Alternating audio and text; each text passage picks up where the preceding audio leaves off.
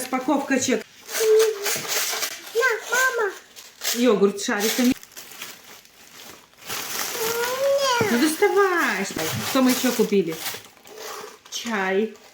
Мы купили бананы, молоко. Распаковывать будем? Да. Давай. Что это мы купили? А, это мы купили грецкие орехи. Батон. Лук. Курагу. Лимон.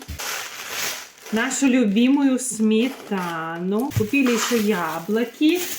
Детское пюре купили. И детский сок. А еще мы купили 4 штучки мороженого. А, еще зефир купили в шоколаде. Он в другой сумке оказался. И за все мы отдали. Короче, в одном магазине 27,50, а в другом магазине мы отдали рублей 20.